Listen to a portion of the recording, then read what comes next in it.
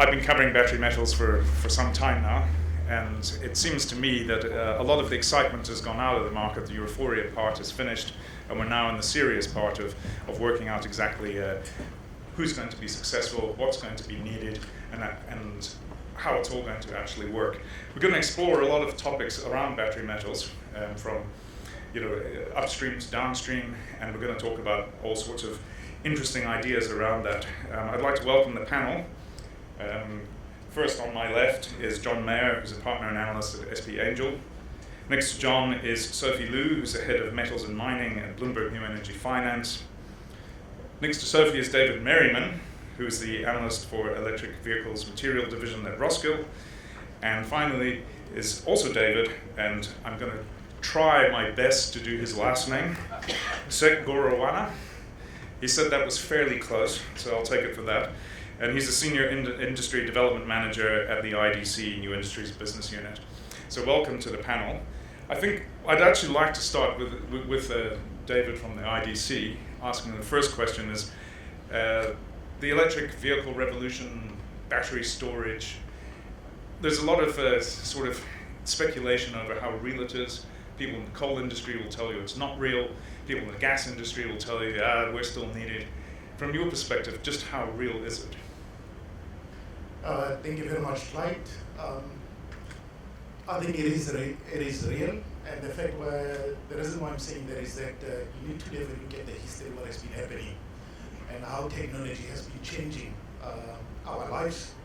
But I think what we're beginning to see is the lifestyles, the human behavior now, that is impacting on what technologies are now applied. So we went for years in terms of the use of wood, coal, and then we had oil, and recently now we're beginning to see due to climate conditions, the public sentiments push for cleaner solutions, clean energy solutions, and that includes the use of solar panels and other means. So it is real when you look at it from how things have been changing. And I think what is also important is that if you look at the rate of change, fine, people may be arguing from the fact that coal has been used for many years, over 50 years. But now when you look at the new technologies now, clean energy technology solutions that are being applied, it's about the rapid change. And the rapid change, as I said, is driven about what the consumers are demanding. So it is very real. Indeed. I mean, I live in Australia, and I'm actually getting to the point where I'm going to put solar panels and a battery on my roof and in my wall, because the price has come down from $20,000 to 200,000 Rand a few years ago to my electrician said he could do it for $8,000 now. And that would make me a non-net consumer of electricity. So I would still be connected to the grid, but I would be supplying into the grid in summer and buying back in winter. And I think that sort of thing becomes very interesting, that's where we're going. Yeah. Clyde, maybe just to add then on behalf of the people attending is that the other key driver when you look at what is happening in the energy space, we're moving from an environment where energy itself, like any other industry, was centralized. We're moving towards decentralized systems now.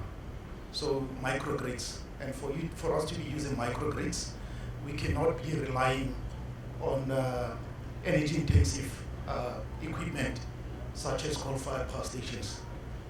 Decentralization microgrids means that we need other technologies such as solar panels, fuel cells, as well as batteries. Well, I think if we sort of accept that the battery revolution and electric vehicle revolution is real, I think the next question becomes, is the mining industry prepared for this? And I think that's probably where I'll ask basically the same question to David Merriman and then to Sophie in turn. Is the mining industry prepared for it? Are we going to have enough lithium, cobalt, nickel, vanadium, even copper going forward? Well, that is the million-dollar question, really. The supply chains for the whole range of materials that are going into particularly electric vehicles, not only for those battery materials, but also materials used in the motors, like you mentioned with the copper and the actual the wiring and the harnesses for the vehicles, and in lightweighting alloys for maximising vehicle range whilst maintaining chassis strength as well. All of these really need to grow and be able to grow at some quite substantial year-on-year forecast. If we're taking a look just at the battery materials for lithium, we're seeing on the mine side there are even issues on the mine production, let alone moving down into the actual refined lithium products that are required. So we do expect to see a number of bottlenecks forming in those industries, not just on lithium, but with nickel sulfate, with cobalt, and suitable graphite materials as well. So we expect there to be requirements for a lot of investment, particularly in producing those the high purity or low impurity battery materials. Sophie, is that investment coming? Where do you see the market going? I would say that I agree quite a bit with David on his assessment, particularly around the issue around bottlenecks. I think the main area that I see in terms of the metals materials, particularly serving lithium-ion battery supply chain, the biggest barrier right now is a fundamental mismatch or lack of alignment between the refining capacity development and the mining assets that are being developed kind of in the medium term. And then a misalignment in terms of the needs of the battery industry for longer term stability in commodity prices versus the boom bust cycle that exists in a lot of these minor metals mining investment cycles. So I think the main issue that most of the consumer end in terms of the battery OEMs, in terms of the way that they're developing their future technologies, is constantly responding to short-term spikes in commodity prices like those in lithium or cobalt that occurred earlier last year, and insulate themselves from that risk by putting billions of dollars into investment of new cathode materials or new anodes or new electrodes or whatever the case is that changes the chemistry of the battery, but really only helps them to insulate themselves from that sort of price spike 10, 15 years down the line. When the supply chain for those metals maybe have not had a chance to respond yet to the initial price spike. So what I'm feeling like is actually the biggest issue right now is not so much that there isn't enough investment, but that there isn't enough communication and transparency between the end user segment, the refining mid segment, and the mining segment. And what we need to see is the development of an ecosystem of information transparency and technology exchange that you normally see already in the oil world, where there's much larger volumes and much more interconnection between or much more analysis. Like, this is terrible. I'm an analyst, so I'm telling you need more analysis, but it's kind of true. The ability to understand that mismatch between the different segments is actually, I think, more crucial right now than even trying to bring more investment into the world, into the space. Yeah, it's kind of interesting. I mean, a few years ago, the whole thing was, there's not going to be enough lithium in the world. There's not going to be enough cobalt in the world. But there's actually quite a lot of lithium and cobalt in the world. You just need the right incentive price to get it. And certainly, I think the cobalt price, if it's sustainable, everybody and their mother is now going to be doing cobalt mines. It was a couple of years ago, you went to conferences like this, everybody and their mother was doing a lithium project. And a lot of those have fallen by the wayside, but there are ones that are advancing. John, much the same question. Where do you see the next generation of sort of mines that's going to supply this need? Where are they going to be? How are they going to be brought up? Is it going to be majors that are going to be mining it, or is it going to be juniors? How do you see the industry developing? Well, the majors are typically going to be slow to get into this area, right? I mean, I know they have the occasional project, but it usually isn't that meaningful in terms of the global context. The great thing for the junior mining sector is the entrepreneurial spirit of the juniors is very much at the forefront of this. They are exploring in difficult places, or they've just gone through the archives and picked out, in the case of lithium, a lot of the lithium projects were already known around the world, but had been left there because lithium wasn't previously that well considered. It wasn't really used for very much. And we have an interesting situation where the majors in Chile have said they're going to ramp up their production. But when you look at this and you look at the detail of it, the practicality, they're going to miss their targets almost certainly. So there's a huge game of musical chairs going on with the Chinese stepping in to buy up whatever they can. They clearly have an agenda to control as much of that market, including the supply chain, as they can. The devil is always in the detail with many of these projects. What about the impurities? What about the metallurgical nature? And some of that is also being driven by the anti-pollution agenda going on in China right now, the Green Shield strategy. So, for example, you don't want lithium that's rich in mica because it creates dust and it coats the furnaces, and that's not good for your energy consumption. So there's always a nuance here and there to know this stuff. But if we talk about lithium, certainly all the projects we see seem to have credibility and legs. I mean, there are a few that you want to drop, but often the geologists figure this out and they drop them fairly early on anyway. There's we follow the battery technology quite a lot, but we know that the gigafactories and the guys who are going to use the batteries, they're pretty set on their chemistry for now. We've got a roadmap of where we're going in the next 10 years. Beyond that, we could see different metals coming to the forefront. So we don't know what happens in beyond 10 years exactly. But the chances are we'll still be using that chemistry. Certain factories will stay with it, and other factories will move on. Everybody's going to want to have a slightly smarter battery pack on the last lot. There's still so much innovation to occur. There's still so much to happen on the practical side of things. And for example, I was with the chief executive of Sibanye the other day, who's buying Longmin, and he owns Stillwater, and we discussed, well, what's the technology that's going to win through here with the electric vehicles? And he talked about a third of it being fuel cells, a third of it being batteries, and a third of it still being gasoline hybrids. So, and important to know there with the hybrids that actually the loadings on the platinum and the palladium, particularly the palladium, is higher because those exhaust pipes are often they're running cold a lot of the time. They're not able. They don't have the luxury of running hot, and they're therefore having lower loading. So this is quite good for all these materials: the platinum, palladium, the lithium, the cobalt. I think they're all going to be important going forwards, and the world is going to struggle to produce enough of it. That's interesting. I think being in Africa, you've always got to talk about the elephant in the room, and that's the Congo, DRC Congo, where almost 2/3 of the world's cobalt comes out of there, and you've got a fairly significant copper deposits as well. And then just to the south, you've got Zambia with a lot of copper, and that's, copper's also looking slightly dodgy on the supply thing. So how worried should we be about the Congo? Does it actually matter what the politics are in the Congo? Because it seems the cobalt comes out anyway. Is there a huge political risk there? Or is it something that is overstated and people like me in the media hype it for no reason? I don't know who's brave enough to take that. David, you look like you're brave enough. I think let me just attempt. When you look at cobalt and you look at the long term, I think in the short term, yes, we should be concerned. But when you look at in the long run, from a technology, energy storage technology point of view, yes, the chemistry is changing, but at the same time, it's also maturing. So you look at the cobalt loadings in the energy storage.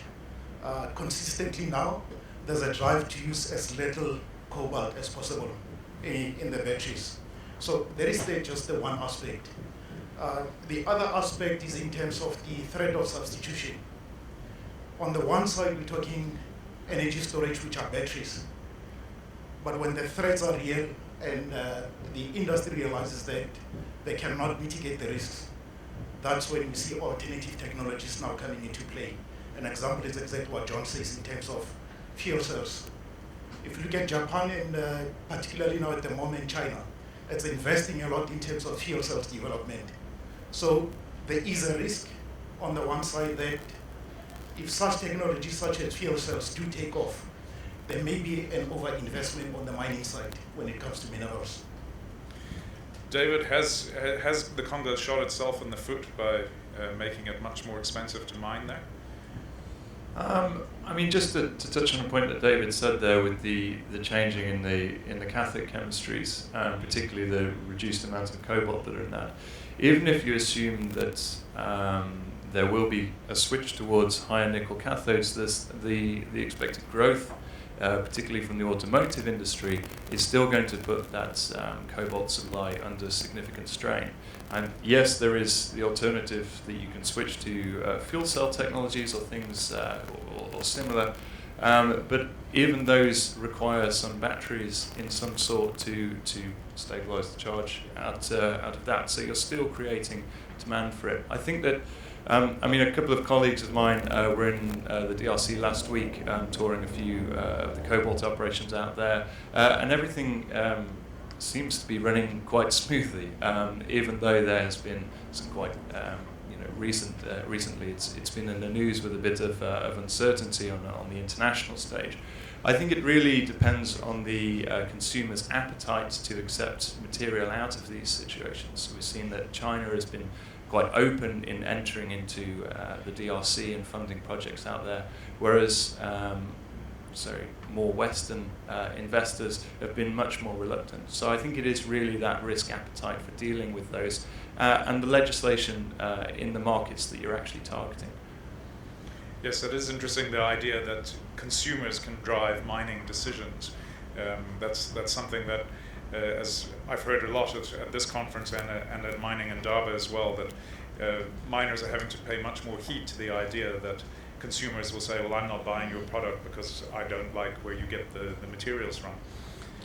Sophie? I might just add a really quick commentary on the Congo situation in terms of the Chinese operations there and the way that they're dealing with the change in the mining code and how that might potentially impact their production costs versus that of some of the juniors and also the multinationals that are there.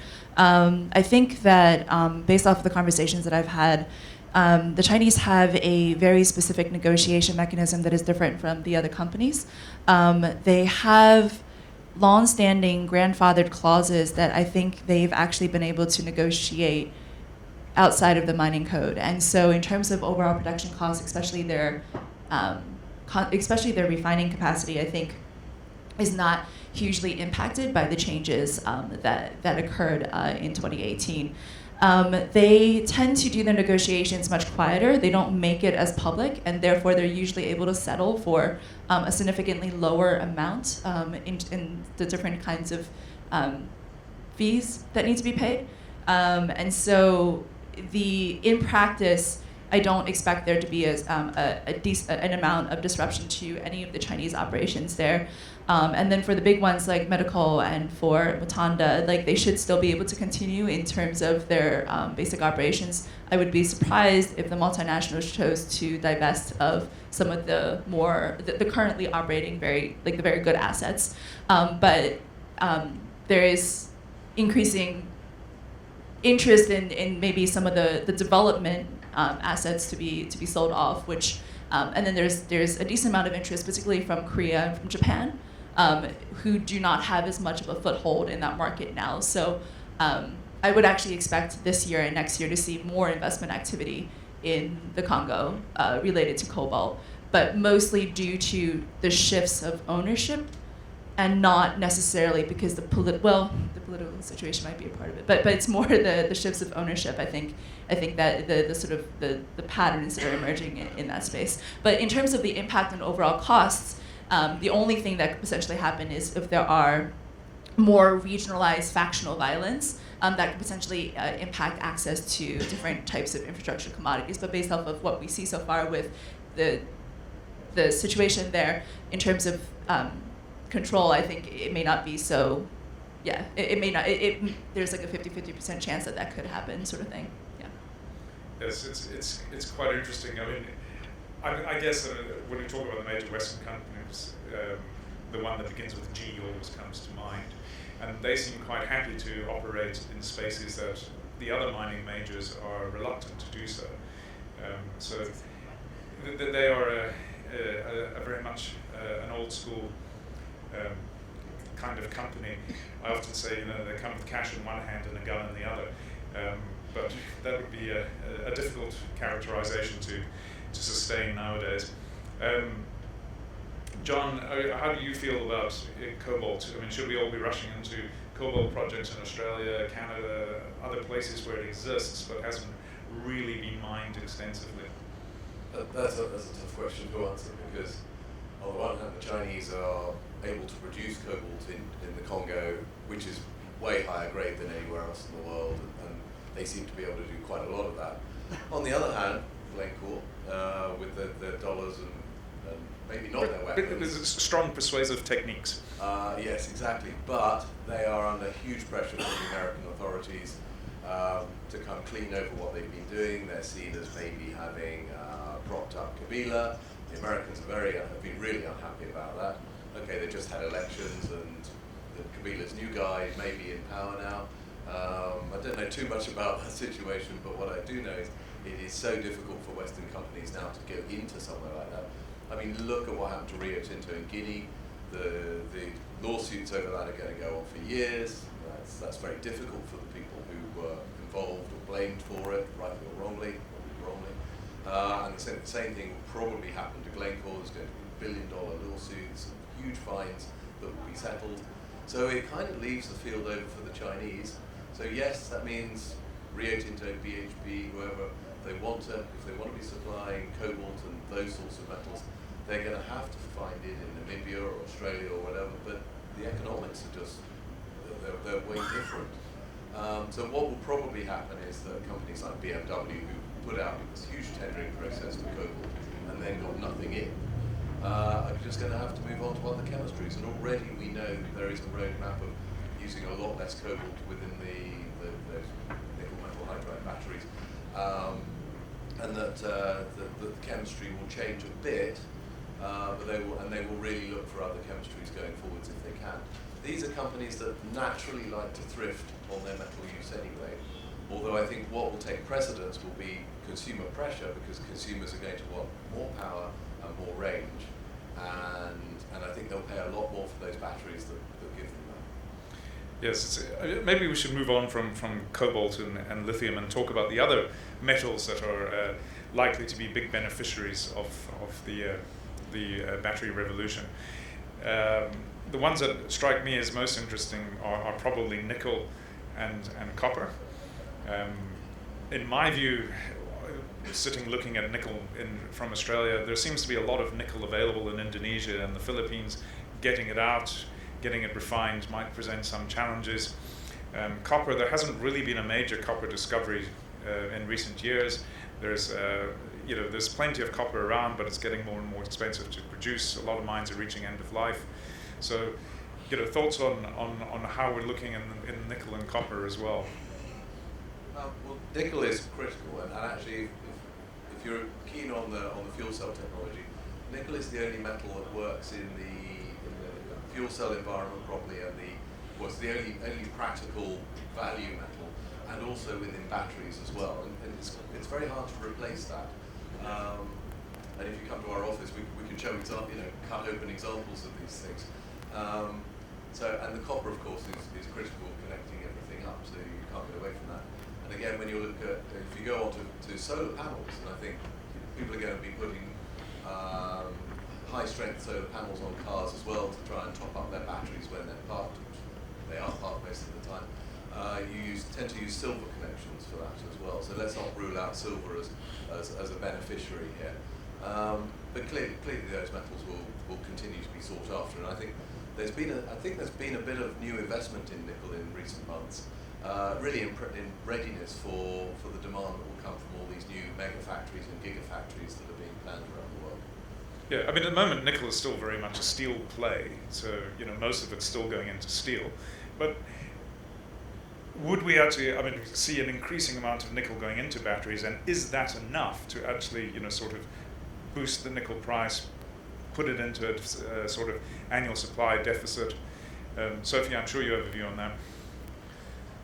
The BNEF view on the battery cathode chemistry going into 2030 is that we expect over half of cathode utilization in lithium-ion batteries, specifically for large format batteries, will probably be NMC811, so that's a very high nickel formula. And the result of that is that by 2030, we're expecting nickel demand from large format EV batteries to increase by 9 times the current nickel demand that's in the battery industry.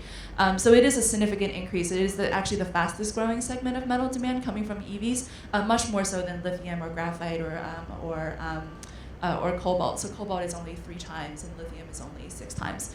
And then manganese is another one that actually currently is not under discussion very much, but I think that's about 7 times more demand, so that's another interesting thing to kind of look at. For nickel right now, we do see a bottleneck emerging in terms of the ability to produce battery-grade nickel, particularly nickel sulfate. In terms of whether or not the long-term, if this will represent a support for long-term pricing for nickel, I'm not hugely optimistic about that right now, only just because there's actually a decent amount of latent capacity in terms of nickel production, and a lot of it rides on whether or not the Chinese, the Japanese, and the Koreans are able to develop nickel laterite properly in Southeast Asia and be able to produce nickel sulfate from those processes. Based off of the conversations that I've had in Asia, there does not seem to be a lot of technical pessimism about that. There is a sense that they are able to bring the cost down quite a bit. It's not necessarily an H-Power process. I think there's a variation on it, but the fact that they were able to, it seems like there's a viable path forward on that. So whether or not this could result in higher nickel prices or kind of keep supporting current nickel prices or even causing it to go lower, we haven't decided like a final view on that yet. David, your view on nickel? Well, just to touch on a couple of points again, the kind of transition towards this the magical 811 NMC cathode type at the moment, it seems to be really this flavour of the month, particularly I think on the security of supply side. A lot of producers are looking at it as a way to kind of take attention away from cobalt security of supply. However, the actual transfer to that to 811 is much more difficult than transitions that we've seen in NMC chemistries at the moment. Firstly, because of the switchover, you are required to use a lithium hydroxide feed source instead of lithium carbonate or a mixture, which you can use at lower nickel chemistries. You also need to refit a lot of your plant with complete climatic control to control the carbon dioxide in the air, the moisture content of the air, which hasn't necessarily been required in transitions from, say, NMC 111 to 532, as we're seeing at the moment. So that final step to cathode producers producing 811 is probably going to be a little bit slower and take a bit longer than probably a lot of maybe some forecasts out there are expecting at the moment. With that being said, and like Sophie, I could say by 2030. 2030, yes. It comes around very quickly. But I'd agree with Sophie that it's not necessarily the technological side in the nickel market that's under threat. It's whether producers are capable of switching. We've seen a lot of new nickel capacity being brought on and producing nickel pig iron in particular. But it is getting to that production of nickel sulfate that's going to be required. Yeah, I know in Indonesia they stopped exporting nickel ore and forced investors to build beneficiation plants. But mainly what they're producing now is pig nickel. So you're still quite a number of steps away from where it needs to be. And not all nickel is equal. It's just like lithium. Not all lithium is equal either. You've got to be very careful about these things. David, what's your view on where we stand with sort of the nickel market? My perspective is that when you look at the battery value chain, what is of a concern going forward is the spikes in the prices. And that is driven a lot by the uncertainty in terms of the supply demand. And hence why you see the Chinese in terms of the attempt to backward integrate into the value chain. But however, that has been met by the resource nationalism. So you've got these contradicting drivers in terms of where the price needs to be. On the nickel side, I do not foresee much of an issue. I think what you pointed out earlier on is in terms of on the copper side.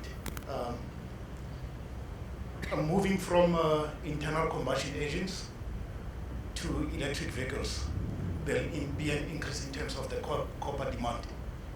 But then again, to the point that David made earlier on in terms of the volumes of electric vehicles. So there's going to be, I think, in the long term, significant increases in terms of copper demand, and that will put pressure on the upstream side in terms of the supply. I mean, copper is quite interesting. The last major mine that I can think of that was developed was Rio Tinto's mine in Mongolia. And at the same time, Rio Tinto is just in the process of walking away from its investment in possibly the world's best copper mine or highest grade copper mine in Grasberg in Indonesia. And that's basically, both those investments have been problematic for Rio Tinto. And they're not the only company that faces this, but I'm just using them as an example. And it really comes down to what we broadly term resource nationalism. But it's basically governments wanting a bigger slice of the pie or more control. Is this a threat to the battery metal chain? Is this something that we should all really be concerned about? Is this actually the biggest threat that we face? John, I'm sure you have a view on that. Well, yeah. I mean, it always feels like a really bad thing when a government slaps a load of extra royalty or other issues onto a metal. But the fact is, if the world wants these commodities, the world will pay for them. And in some respects, it's a very fair thing to do by a government. The government saying, if you want to come and get these commodities, you're just going to have to pay up for them. And I haven't got a big problem with that, because then the investors will just choose to go there or somewhere else. But the metals will be bought by somebody because the world wants them, and the consumers will have got more than enough money to pay for them, because the world is being forced to change and to go more and more electric. I want to make one point on the nickel side of things. I think I wouldn't really want to be investing in nickel pig iron right now, because actually the battery guys are going to want to use nickel hydroxide, and I'm not aware of any easy way to go from pig iron to hydroxide. So the best thing will be to look for projects that could go more directly into those battery products, because that's where the premium price is going to be. And in fact, if anything, a bit like what we've seen in the iron ore market, the price between the premium product and the price of the standard, bog standard product is just going to diverge, and the premium prices are going to be what you as an investor is going to want to get into. So, but back onto the resource nationalism. So long as we don't see too many more Tanzanian situations where the president appears to, shall we say, be a bit more arbitrary about things. If it's put in fairly as just a higher royalty, then I think either they'll scare the investors off and they'll go elsewhere, or in the case of the DRC, they'll be there because that's where the resources are and they have to be there. It's interesting, if you look at I think it was earlier in this conference, someone pointed out that the oil industry had gone from where you had 7 major international oil companies, so your Shells, Exxons, those kind, that 50 years ago controlled 80% of the world's oil reserves and did something like 70% of the world's oil production. Now those 7 companies are all still there, but they don't control anything like that. And what's actually happened is state companies, your Saudi Aramco's, your Russian ones, Petrobras, they now control most of the oil reserves and effectively control that market. And your oil companies have transitioned into gas companies. Are we in the risk of that, a similar sort of process happening in the mining industry, where countries say, actually, we want to own the mines, we're going to operate them, we're going to set up national mining companies and just push you guys out altogether, and you can go play around the edges? I think oil is relatively easy compared to mining. You once you've discovered it, you pump it out of the ground, it turns into dollars really quickly. Mining's not like that. If you're not running your mining company properly, then it fails very quickly. And there are so many examples of this. When Zambia nationalized its copper industry, it fell apart. When the Russian state, which they weren't necessarily terrible miners, but they developed a lot of mines, and then they just sucked out the cash flow and they forgot to reinvest in these projects. And again, the Russian economy fell apart. So it doesn't work if you break the entrepreneurial spirit and you don't keep reinvesting and you don't encourage the people who really know how to make these things work back into the companies, then it's just doomed to failure. Yes, I worry though, because humans have a remarkable ability to repeat their mistakes. It seems to happen quite a lot. I mean, I've been doing this for 30 years and I've seen this sort of picture. I always say to people, I've seen this movie before. Anyway. we've got a few minutes left. I haven't asked if there's anybody in the audience who's got something that they pressingly want to ask the panel. I feel like I've been doing a lot of talking, so I'd be happy for someone else to ask a question if there is. If there's not, if you're all too shy, that's fine. You're all too shy. So, final thoughts. I guess I'll ask each one of you in turn, bearing in mind what we've got on the clock. Where is the best opportunities in the battery metal chain, and where are the biggest risks? We'll start with David. In my view, I think particularly for the miners, the best place to be is in terms of diversification, meaning that don't just focus on the mining side on the upstream, but also consider taking an equity or shareholding in the entire value chain to minimize the risk. Other David. Particularly at the moment, I would still see the lithium industry as the industry to be targeting, with all of the changes in cathode chemistries and particularly the increasing energy density and battery capacities that are being required. It only seems to be a positive picture which is being painted for lithium. However, it really is the opportunities will come around for those that are capable of producing consistent, high quality battery grade material that will be required. Sophie? Piggyback off the resource nationalism topic a moment ago, the perception I have for especially a lot of the Chinese investors in this space is that they do not perceive the desire for Latin America or for Australia or for other major regions of raw lithium production, their desire to move further up the value chain as a threat. If anything, they actually view this as a positive development because of the desire to eventually develop global regional hubs for production. There is a false perception that the Chinese want to concentrate all of the lithium sort of precursor production capabilities with themselves. That is not a part of the play. I do believe that most of the sort of stakeholders are really much more interested in the value of maybe actually producing in more diversified geographic regions, given the experience that they've had in many, many other industries, including solar in particular, for trade barriers that may prevent them from overly concentrating their production capacity in one place. On that, I would say that for a lot of the miners, I would consider a little bit more vertical integration, maybe taking a look at possibly taking stakes in companies that have the ability to do EPC or have the technology to develop processing capacity. So it's not just about where you can find the rocks. Yeah. John?